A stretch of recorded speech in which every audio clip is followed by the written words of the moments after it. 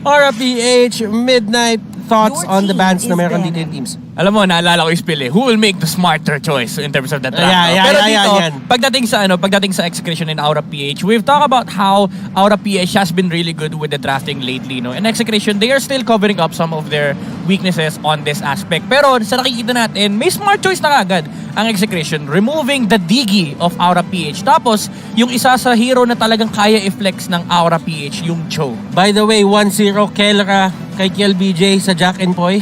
And panalo sila. And kung nakikita nyo dito, mukhang tapos na yung series nila doon. And natutok naman sila dito sa series nila. And as you can see, there is another band that's gonna come out in just a bit. And we are waiting for it. Slowly but surely, Johead Eve, Cho, Digi. Yeah. Talagang ano lang eh, binabase lang nila sa ginagamit talaga dito nung mga yung kalaban mismo. Yeah. Ito yung mga kina-classify natin as OP first picks. Yung mga literal first openers na lagi mo makikita either picked or banned. So I really like the choice here of Aura PH, removing outside factors pagdating sa draft ng Execration. Kumbaga pwede kasi i-surprise na Execration yung Aura PH by picking up these heroes. Ito yung mga heroes na typically nakikita natin na hindi pinapansin ng Execration kasi it's either banned or hindi nila nilalaro talaga. So again, Aura PH, they're just limiting the options of Execration dito as to what they have been playing prior to the series. Phenomenal Eve play para kay Eto Max. Yeah. Nakikita ko kung paano siya mag-control ng mapa. And Execration, tatanggalin nila yung prowess ng Aura PH para mag-initiate or magkaroon ng Mathilda factor dun sa side ng Aura PH. While Ling naman ang tinanggal ng side ng Aura para hindi magamit ni Kiel VJ since alam naman natin na natin mag-teammates to and alam nila JP kung paano gumalaw to si Kiel. Selena, napauka, ano nangyari doon? Execration, they might have wanted the Selena in the first place, pero they know that they're up against Aura PH. So I think it's better for them to get the first pick Selena. Kasi kapag hindi mo kinuha to, kukunin ni Grid to eh. Matic yan. Ito yung pinaka-automatic sa lahat ng pwede mangyari for Aura PH. Kapag binigay mo yung Selena, laging kukunin ni Grid yan. Overall, it's a good pick for the side of Execration. First pick material din naman siya. But then again, in the middle, meron ding deny na nangyayari para sa Aura.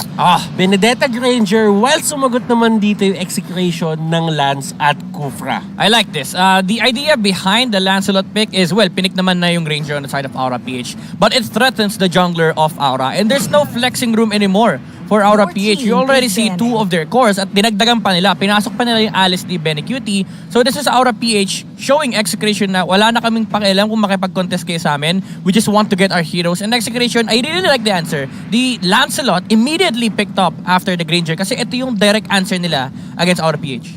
And as you can see, Alice nga yung kinuha ng Aura. And it seems to me na nakuha ng Aura yung concept na gusto gawin ng Execration eh. As you can see, napaka-safe ng isang Selena pag nagtatapon lang siya ng Abyssal Arrow from afar. Pagka may tinamaan, tsaka kayo mag-e-engage. And with an Alice, kapag dumating yung mid-game, late-game, pwede ka pumersa ng engage na hindi sila handa at hindi nakapwesto yung Execration. Yeah. Pero ang maganda naman sa ginawa ng Execration dito is that they picked up the Kufra immediately para maubos yung hero pool ni JP. Dalawa yung ginagawa nitong Kufra pick na to. Number one, yung sinabi natin kanina na deny nila yung hero pool ni JP. Number two, you already see that Aura PH will be playing a side lane Benedetta. So wala na yung option for them to pick up the Barats. Something na na-discover din natin ngayong season na ang pangit talaga maglaro ng Kufra against sa Barats. Kasi ang ginagawa lang ng Barats, hinaharapan niya yung Kufra and with the passive of the big guy, yung resilience, talagang kakainin niya lang pagkatalon kagad. So Execration, alam nila, wala na yung factor na yon, immediately remove the Kufra option for Aura PH. And now, nandun na tayo sa second phase ng ating bans. Nauna na si Harith, tinanggal na rin ni Execration si Kagura. Tapos, ang ginawa naman ng Aura, tinanggal nila yung Lunox. Nakakatakot nga naman yung Lunox ngayon. Especially yung way kung paano siya nilalaro ngayon. Yeah, I like the idea. You mentioned the Lunox, no? It's supposed to be a target ban on the gold lane for Execration. Nililimit lang nila yung lalaroin ni Kelra. But I really want to highlight the importance of the Harith ban. Kasi it seals up the factor na wala nang ibang hero si Kelra. Most of the gold laners would be resorting to early game compost lineups. Pero remember, meron kang Alice sa side ng Aura PH. Something na kailangan i-address ng Execration. Okay. Popol and Kupa ang binan na side ng Execration. I really think it's because of the place na pwede nilang gawin. Pero Aura PH, kumuha sila dito ng Barats. Nagigets ko kung bakit napareact dito si Midnight ng ganyan. It's because all in all, lahat ng spots dapat ng course dito ng side ng Aura, na-fill na ng Benedetta, Granger at Alice. Pero merong isang wild Barats na lumabas out of nowhere. Oo, Batters, wild Barats appeared, no? Sabi ni Aura PH, anong walang Barats pick? Ha, magaling kami mag-draft. Oh my goodness. I love the Barats pick. It's really good against the heroes of Execration. Number one, it counters two heroes, the Kufra and the Selena. Literal na itong dalawang heroes na to, walang silbi sa harap ni Barats. The Lancelot though, it's a different kind of discussion. Pero the thing is, Aura PH, they've secured themselves a good answer to the team fight of Execration. At napilitan sumagot yung Execration ng isang backshot pick. Now, this is going to be a Claude side lane na madalas ginagamit ni Kelra, and as we can see, Aura PH taking their time doon sa last pick nila. What do you think about this? This is a Farsa. This is an easy Farsa pick for Aura PH. Either that or they go for a Natalia alongside the Benedetta. Baka support tong Benedetta na to, so it might be... Oy! Kakaiba! Kakaiba. So, tank Barats. Hindi. Tank Estes. Well, nasa ganun side tayo na parang kumbaga nagkaroon sila ng, as we can say, a tank support setup na hindi mage yung nasa gitna. Hindi mo siya makakonsider as mid-mage, but at the same time, si Greed yung magkakaroon ng priority dito into the lane. Yeah, I kinda get the idea since nagkaka-item din naman yung usual phosphorus natin. So it still fits the idea na may Barats option si Aura PH. Ang nakakatakot dito is yung early game prowess ni Execration actually. Kasi kahit sabihin natin na yes, meron kang Barats, you can stop the Kufra and the Selena, the thing is, you need to get the stacks.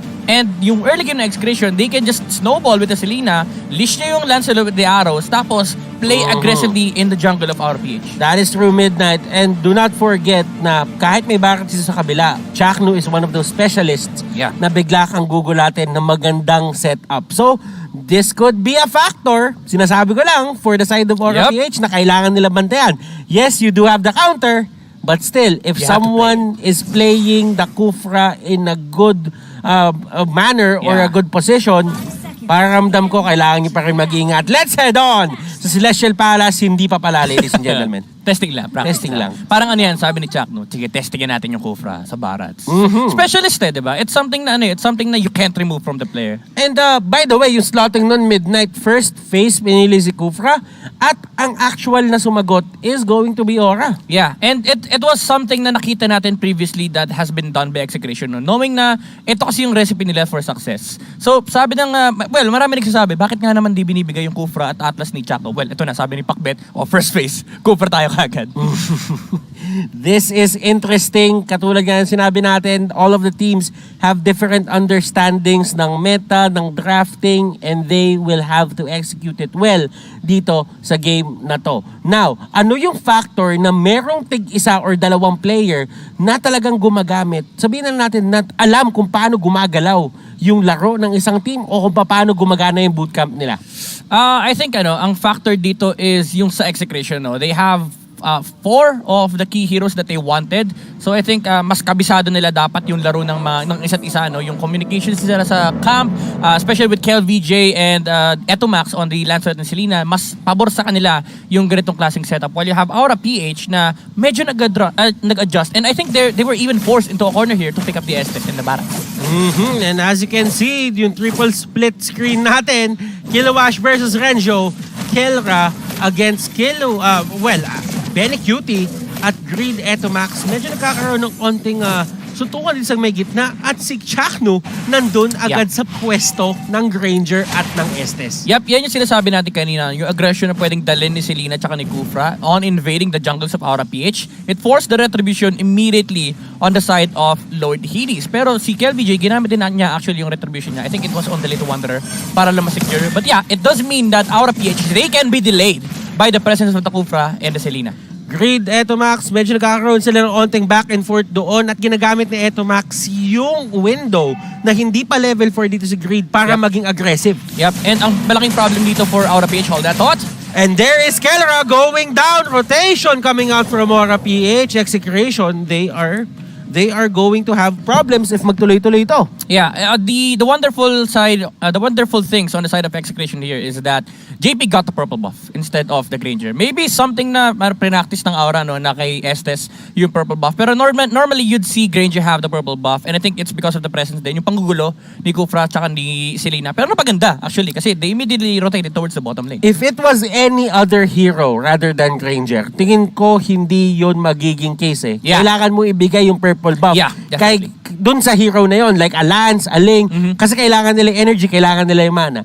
But if you're gonna go for a Granger, usually kailangan mo lang sa Granger, antayin matapos yung Rhapsody, Yeah. tapos mag-rondo ka, Death Sonata, you need the pure damage that comes out from the orange buff. Yep, and this comes from the level of understanding ng mga players natin. Alam ni Lord That's Hades true. na bakit di ako mag-rotate kahit level 3 lang ako? Claude lang naman yun nasa bottom lane. And yung rotation, it started from the top, went to the bottom lane, no, para masecure nila yung purple buff. So immediately, nasa isip ng Aura-PH, wala naman tayong hinihintay na iba pang timers, naka-orange buff naman si Granger, which is yun lang naman kailangan niya. We can rotate towards the bottom lane. And again, ito yung level of understanding ng mga players na to. They're able to adjust these kinds of things. Kahit nakuha ni JP yung purple buff, so what, di ba? Punta pa rin tayo ng bottom lane. Those are the things na kailangan natin maintindihan dito sa laban na to. There are certain things, maliliit na bagay, ladies and gentlemen, na talagang ginagawa tong mga teams na to para makuha yung panalo. And as we all know, Aura is excellent in objective timing. Yeah. Ang galing nila humanap ng proper time umikot.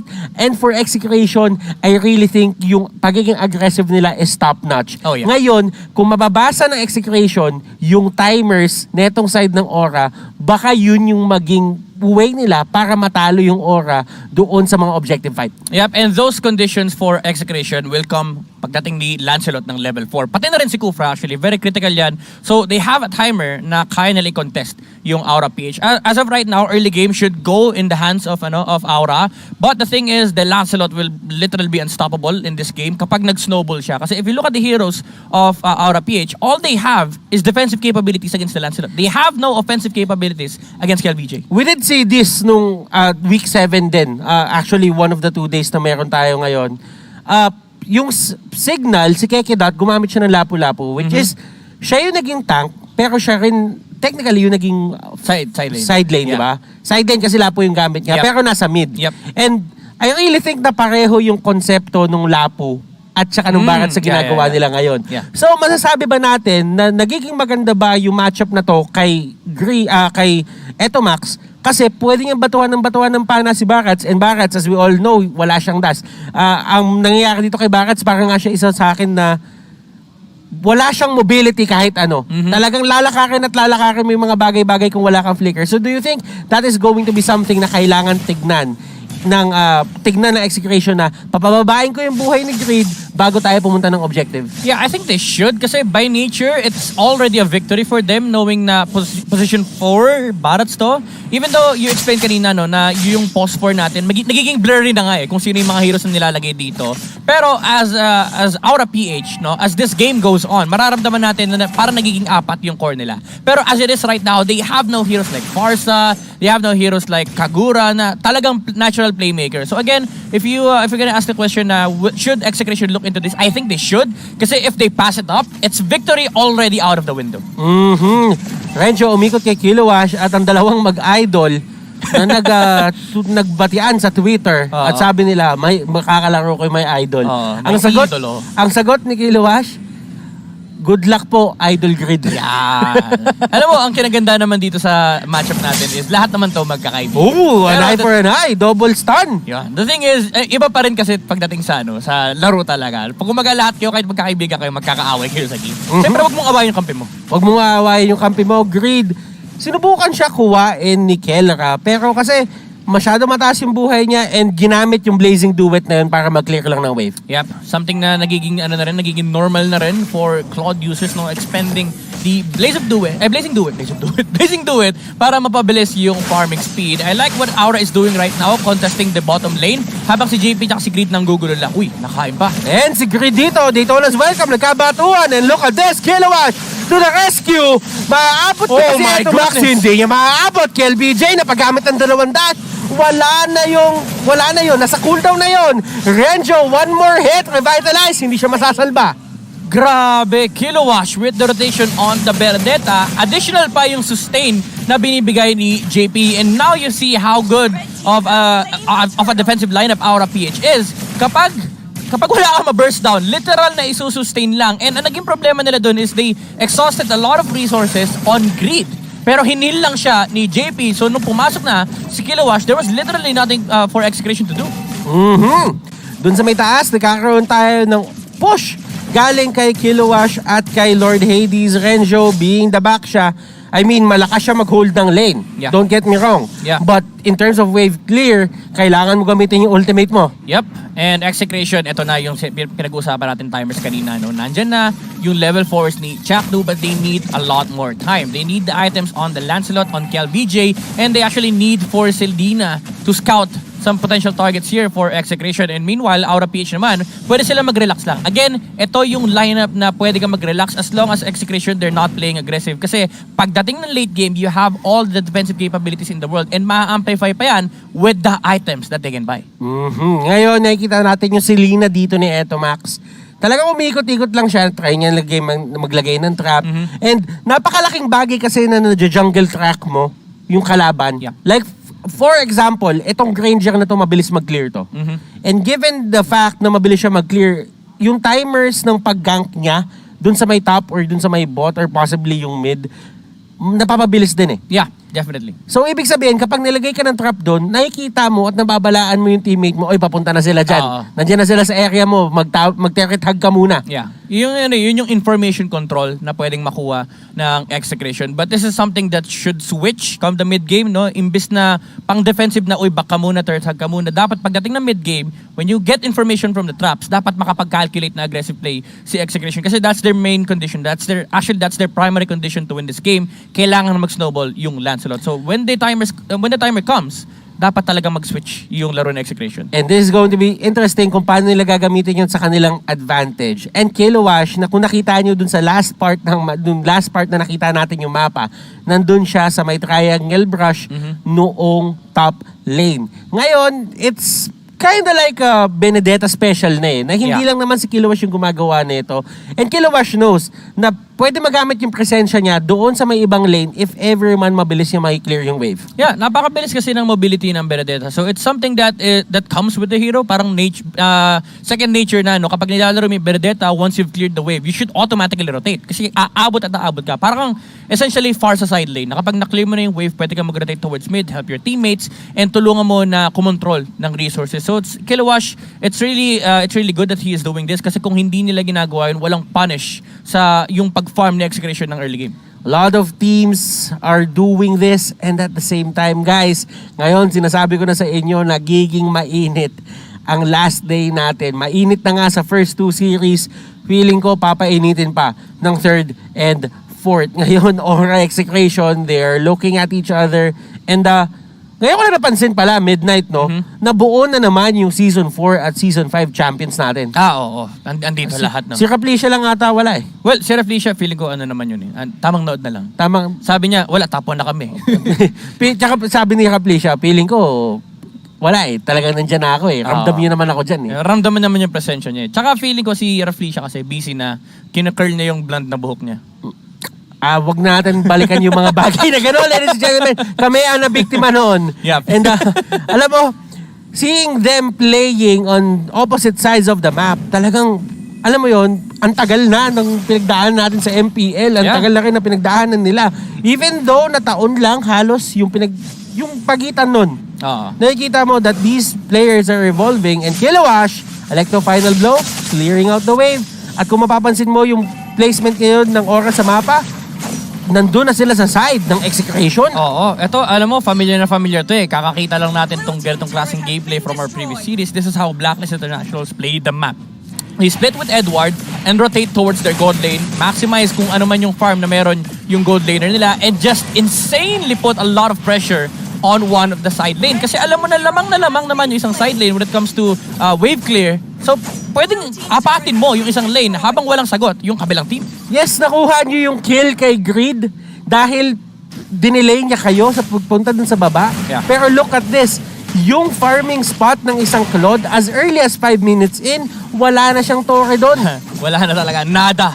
Literal na walang bahay si Kelra dito. And it forces the Claude to move out of this farming space. Pero doon pa rin siya pupunta. And it's a nice choice kasi yung Aura-PH, nandun naman sila sa taas, no? So this is information control from Kelra na alam niyang inaapat yung backshot sa may top lane. So pwede ka mag-farm sa may bottom lane.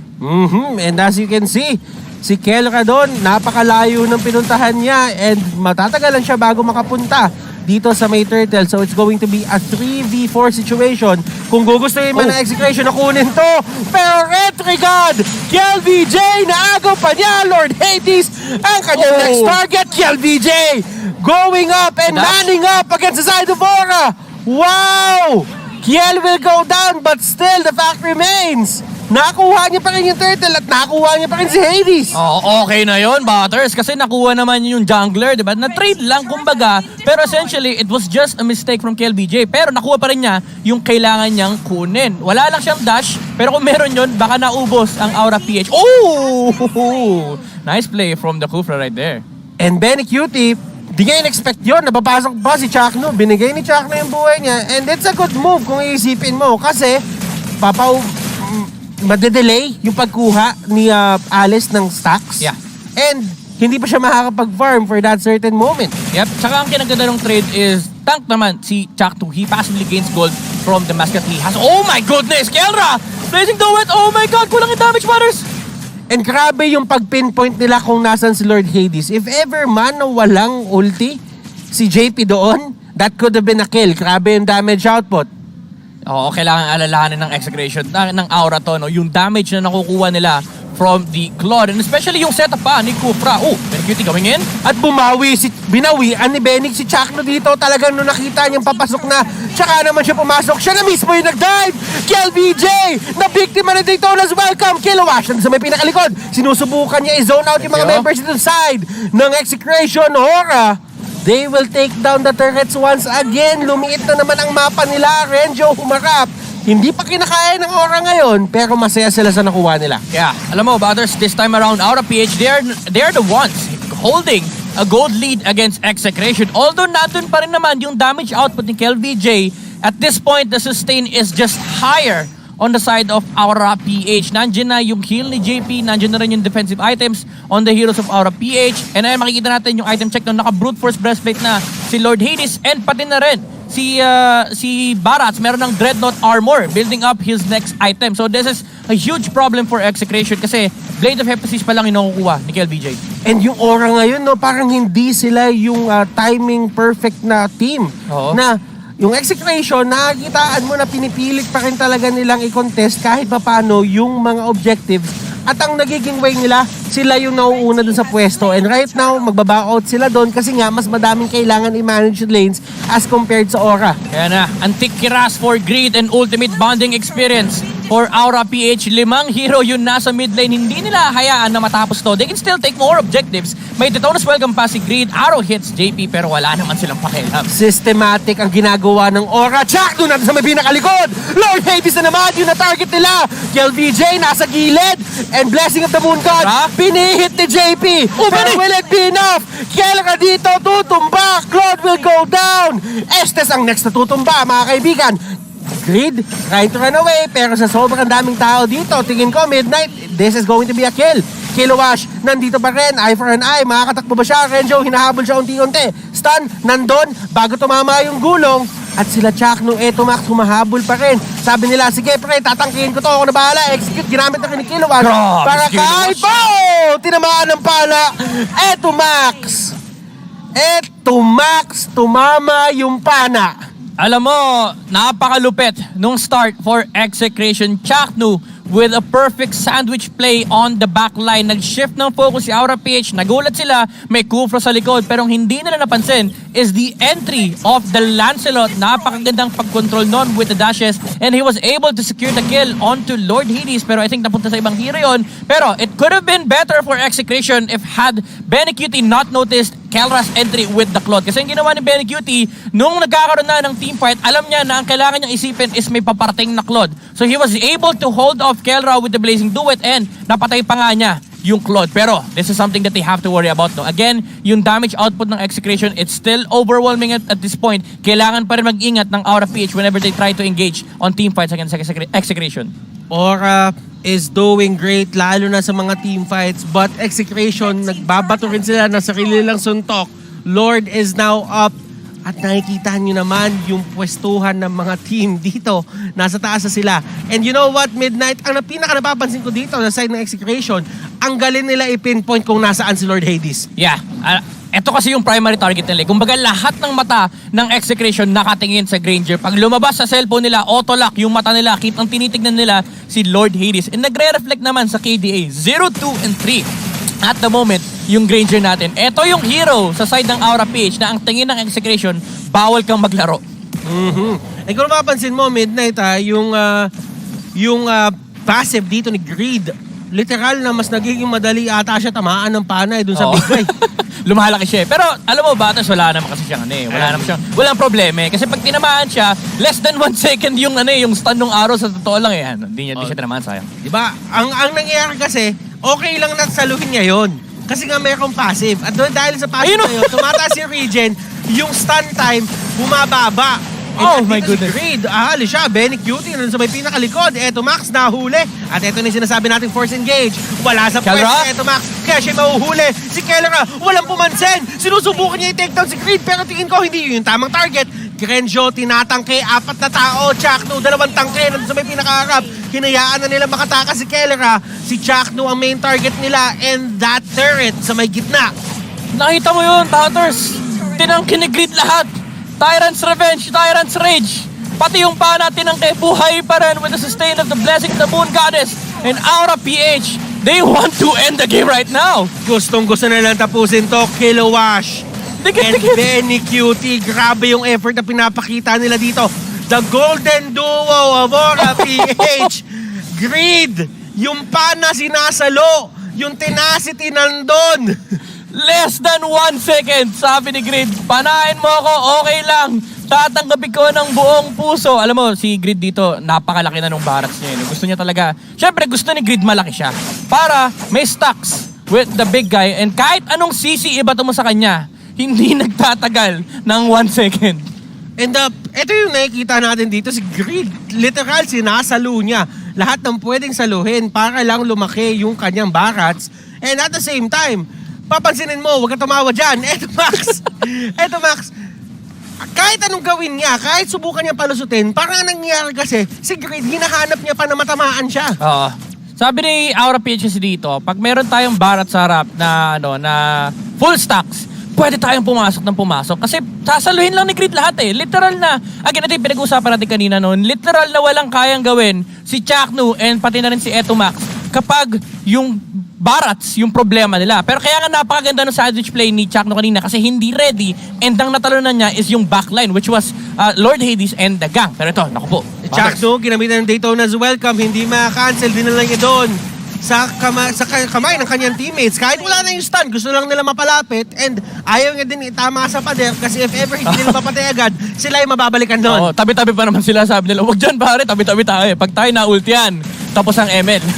And Lord Hades, this might be yung pinakamalaking contribution niya for this fight if ever he gets this Lord. Kasi nga kanina pa siya shutdown ng side ng Execration. And hindi mo siya masisisi. Ganon talaga yung game plan ng EXE. Yeah, it's a hard Granger game. Knowing na may Selena, merong back siya, and kailangan mo rin intindihan yung entry ni Claude tsaka ni Lancelot. Actually, sobrang daming tumatakbo sa isip ni Lord Hades ngayon. Hindi lang buhay niya, pati ML kailangan niya problemahin. Kaya napakahirap laruin nung kanyang game. But the thing is, he has only died twice. Now, Execration, is time on their side, Midnight? Not anymore. Kasi wala na. Ang timers ngayon ay nakay Aura na. There's a lot of defensive capabilities on this roster. In Execration, tapos na yung momentum nila na mag-snowball. They're hoping to get an opportunity against Aura-PH with an immaculate set from CH4KNU. At ito, nagkakaroon na ng onting, hindi onting push. Ito yung big major push. CH4KNU! Aura, CH4KNU, dun sa may likod, the specialist, Benny Cutie surprised, Winter Truncher, nagkabatuhan na, ladies and gentlemen. Oh my goodness! Down. Claude, Kellera, nakuha niya yung kill. CH4KNU, tumalon dun sa may pinakaharap, and Lord Hades, hindi siya mahanap ngayon ng side ng EXE. The specialist, ladies and gentlemen, kakasabi ko lang, humanap na magandang set. He was able to set on the backline na gamit kagad yung Blessing of the Moon Goddess to save kung sino man yung natalo na niya. Pero sabi ng Execration, bait lang yon. Kasi pag nagtipon-tipon kayo, magdikit-dikit kayo sa damage ng Blazing Duet ni Kelra. At eto, Execration marching on to the mid lane. Gusto na nilang basagin yung mga tore. Gusto nilang maging even yung mapa. Gusto nilang mabawi yung map control na kung ano man ang wala. Hey, CH4KNU! Oh my goodness! Lord hate me!